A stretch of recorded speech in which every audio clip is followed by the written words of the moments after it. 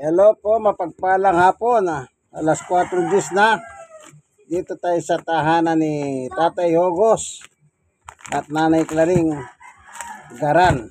Clarita Garan. Tayo po ay magdaraos ng home Bible study. Tuwing Sabado ng hapon, dito po tayo naggagawain para sa Panginoon Diyos. Nagkataon, meron pong birthday celebration. Birthday po ni yung panganay. Ayan o, tingnan niyo. Yan. May birthday po yan, di ba? 59 anyos niya. 59 years old kang hinahalagaan ng Diyos. Amen. Awit muna po tayo kay buti-buti mo, Panginoon. Mabuting bagay na hinahawitan muna natin ang Diyos bago tayo magsimula sa Bible study. Awitin natin yung kay buti-buti mo Panginoon.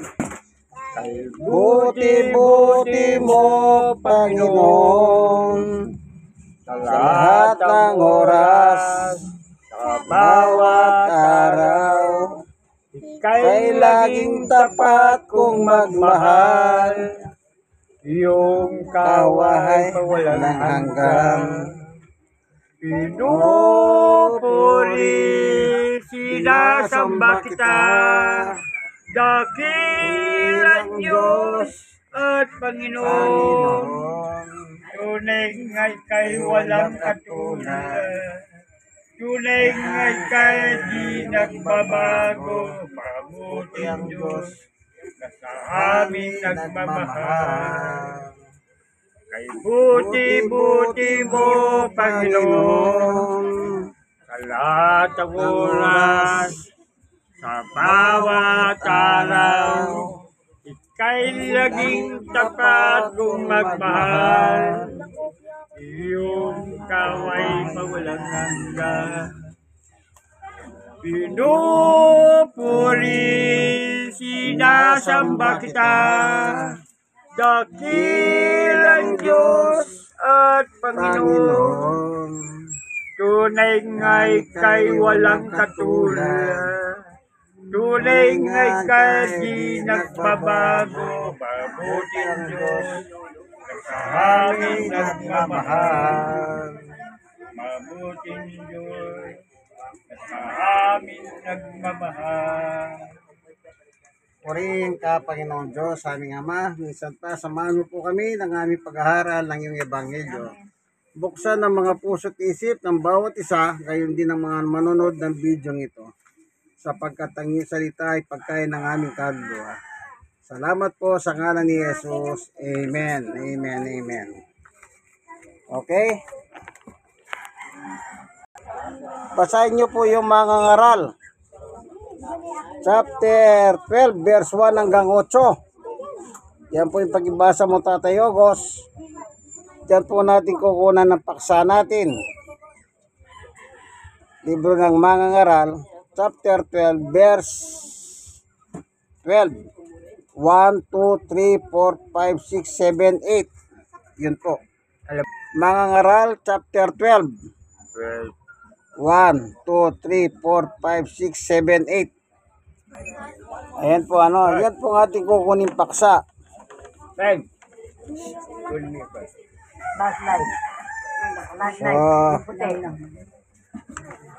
Magsisimula na po tayo sa ating pagbubulay ng mabuting balita ng Diyos. Amen. God is good all the time.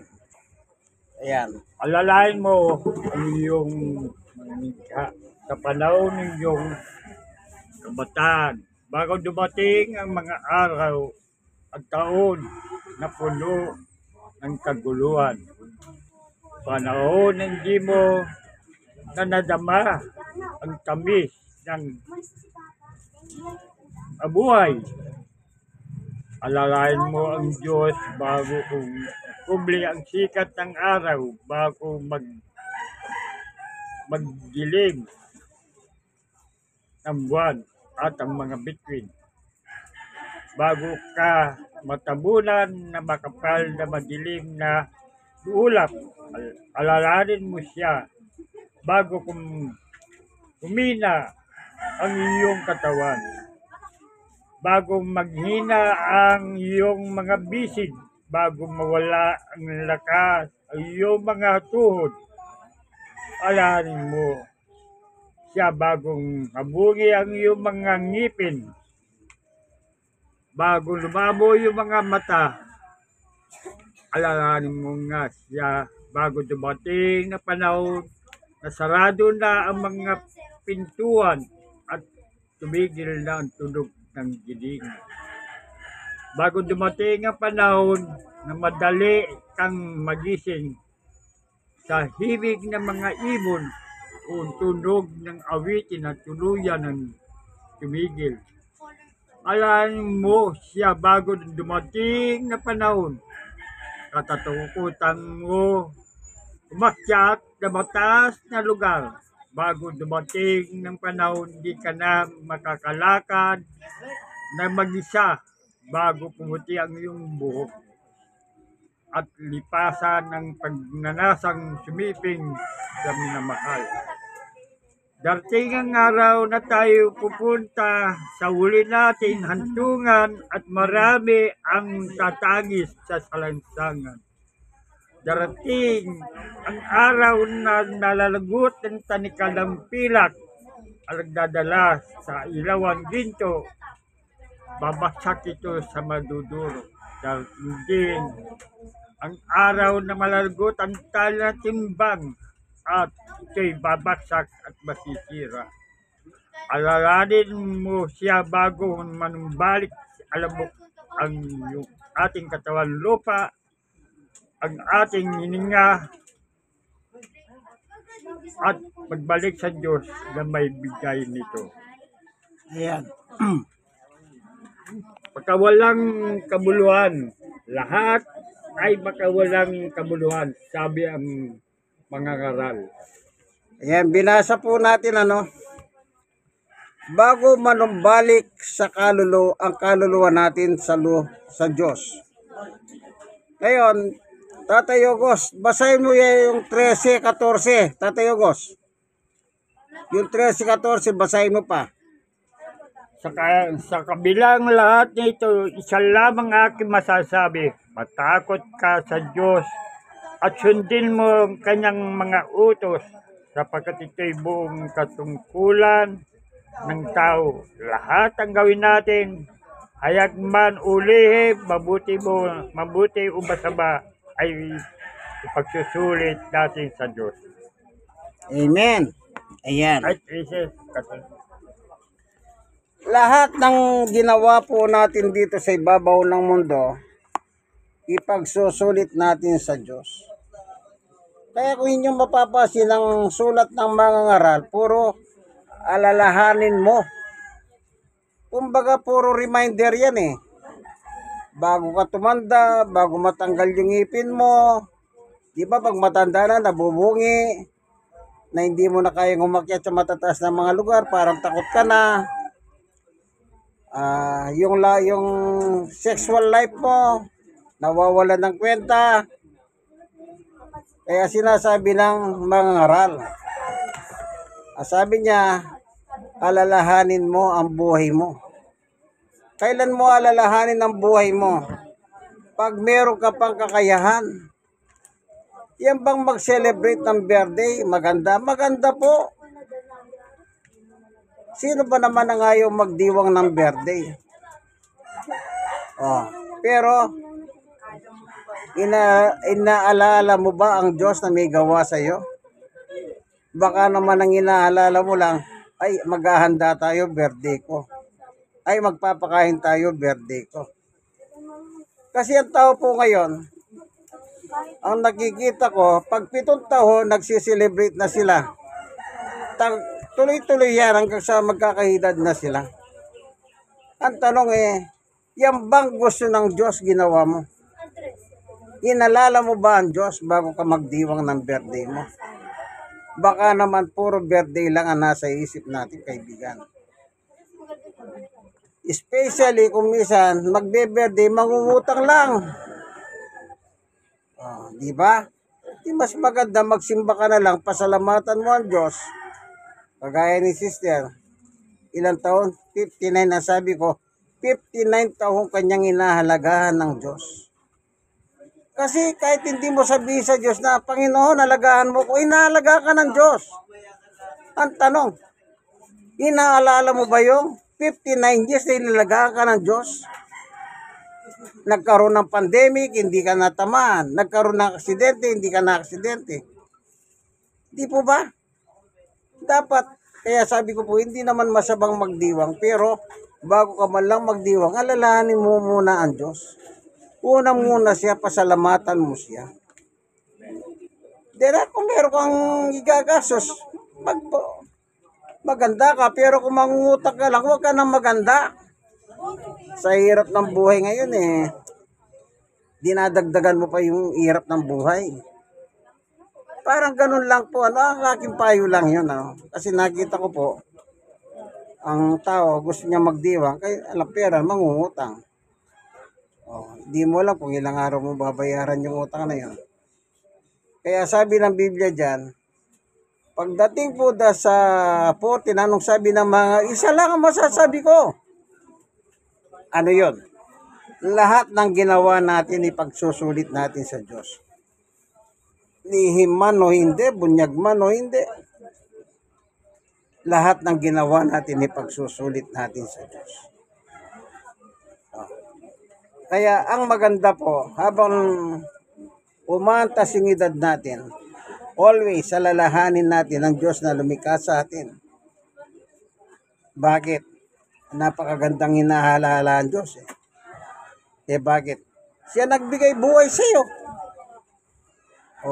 At habang nabubuhay ka, siya nagbibigay ng hangin na nilalangap mo na walang bayad.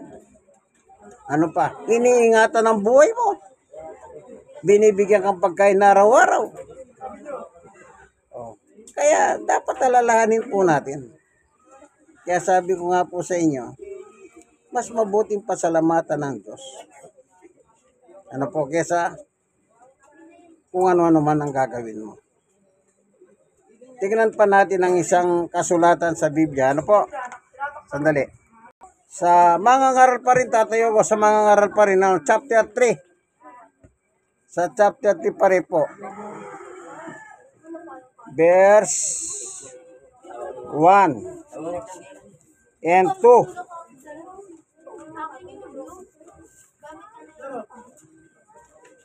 Yan.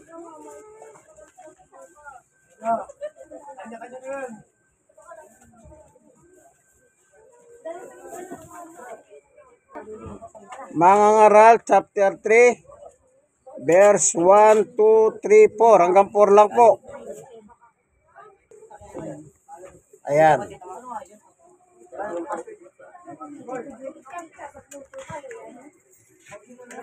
Ayan, babasahin ni Tatay Ogos, ano? 3 lo. Chapter 3, 3 lo. 1, 2, 3, 4. Babasahin po. Ang lahat ng mundong ito ay may kanya-kanyang panahon. May kanya-kanyang oras, ang panahon ng pagsilang at panahon ng pagkamatay. Panahon ng pagtatanim at panahon ng pagbunot ng tanim. Ang panahon ng pagpatay at panahon ng paggagaling. Panahon ng pagdiba at panahon ng pagtatayo. Panahon ng pagluha at panahon ng pagtuwa. Panahon ng pagluluksa at panahon ng pagdiriwang. Yan, hanggang dyan lang po. Salamat. Praise God. Yan, may kanya-kanya din pong panahon ng ating buhay. Panahon ng pagsilang, panahon ng pagyaho, panahon ng pagluluksa, panahon ng pagdiriwang. Ano yan? Yan pagdiriwang po, mabuti yan. Pero mas mabuti nagdidiwang ka na pinasasalamatan mo rin ng Diyos. May panahon po dyan. Birthday mo. Yan panahon ng birthday mo. Di po ba? panahon ng pagsilang, pinalimbawa sa pagtatanim sa bukid, panahon ng pagtatanim, panahon ng pagbunot ng tanim, panahon ng kadalamay lalitian, panahon ng pagdiriwang. Okay lang po magdiwang tayo. Pero lagi nyo po tatandaan, lagi po nating unang uunay ng Diyos. Pasalamatan ng Diyos. Bakit? Yan po ang malagay na lagi tayong mapagpasalamat sa Diyos. Sapagkat ang magpasalamat po sa Diyos, yan ay kalooban mismo ng Diyos sa ating mga tao. Basahin nyo, Tatay Ogos. Unang Tesalonica. Tignan naman natin ang sinasabi ng kasulatan. Chapter 5. Unang Tesalonica, chapter 5. Verse 16, 17, at 18. Tingnan naman natin ang turo ni Apostol Pablo. Ano po? Turo ni Apostol Pablo na tayo mapagpasalamat, sabi niya. Okay? Nakita mo na, Tatay Ogos.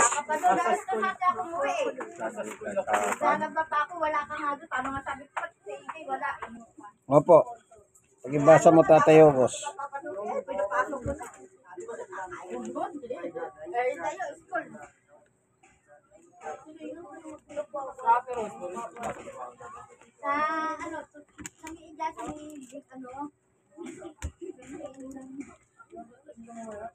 Basahin. Wala tanika Kapitulo 5, talatan 16. Babasahin po. Magdalag kayo lagi, palagi kayong manalangin, at magpasalamat kayo sa Diyos sa lahat ng pagkakataon, sapagkat ito'y kalooban ng Diyos para sa inyong pagkipag-isa kay Kristo Jesus. Amen. Ayan. Maliwanag po ang turo ng kasulatan. Ano daw ang sabi? Mapagpasalamat po tayo sa Diyos. Napakaliwanag. Yang magdiwang hindi po masama. Pero tanong, napagpasalamatan mo na ba ang Diyos? Napakasimple lang naman po ang gusto ng Diyos Mismong kalooban ng Diyos, mapagpasalamat tayo sa Kanya. Yan palang pagpasalamat ka, kalooban ng Diyos.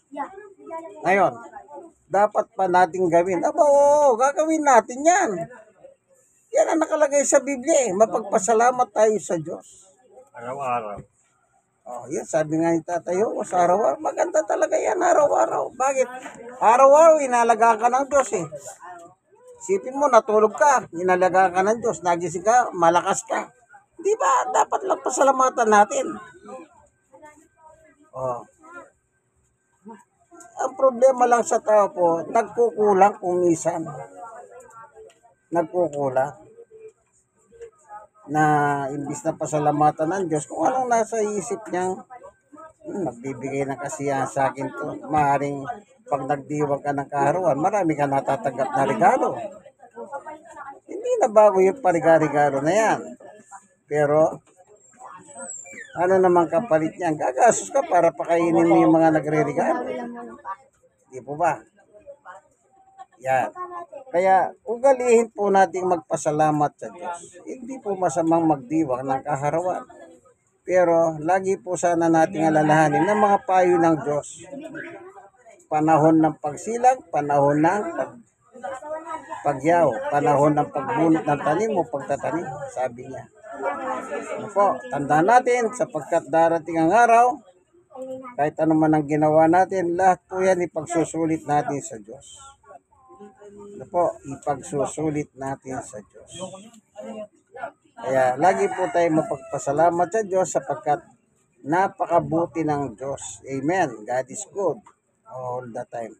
Marami pong salamat sa iyo, Panginoong Diyos, sa pagkakataon na ito na binigay mo sa amin upang bulahin ang iyong pahalahala sa amin. Mga babala mo para sa amin. Salamat po sa ngalan ng Panginoong Yesus. Amen. Tayo po ngayon ay hawid ng Diyos ay pag-ibig. Bago po tayo mag-closing prayer at ipapanalangin natin ng celebrant. Ano po? Panganay ni Tata Yogo. Si panganay ka, di ba? Pangalawa. Ayun ang panganay po. Ay po, Yung panganay ko nagluluto, na. nagtulong-tulong na eh. Sabi ko Pangalawa po ito sa salamat. panganay, pangalawa. Tulungan. Okay. Sige. Diyos ay pag-ibig. Ay!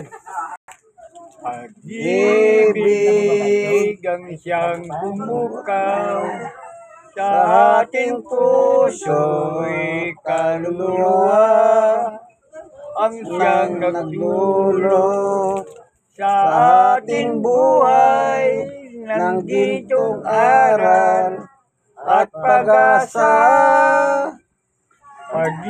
Pag-ibig siyang buklo natin, di mapapawi kailan pa man. Kapuso diwa, tayo isa lamang, kahit na tayo'y magkawalay. Pagkat ang Diyos natin, Diyos ng pag-ibig, magmahalan tayo'y magtulungan. At kung tayo'y bigo, Huwag limutin, na may Diyos tayo, nagmamahal. Kapin sa ating pagsuyo, ating ikalat sa buong mundo. Pag-ibig ni Jesus ang siyang sumakop sa bawat pusong uhaw sa pagsuyo. Pagkat ang Diyos natin, Diyos ng pag-ibig, magmahalan tayo'y magtulungan. At kung tayo'y bigo, ay huwag limutin na may Diyos tayo, nagmamahal. Diyos ay pag-ibig. Amen. Kaya mabuting bagay po yung mga nanonood ng video. Nawa magustuhan ninyo. Biblical naman po ang ating paksa. At i-share ninyo sa iba. Share nyo po sa iba. Kayong mga na-share, i-share nyo rin po sa iba. Thank you for watching. God bless us all. Bye-bye. Nasa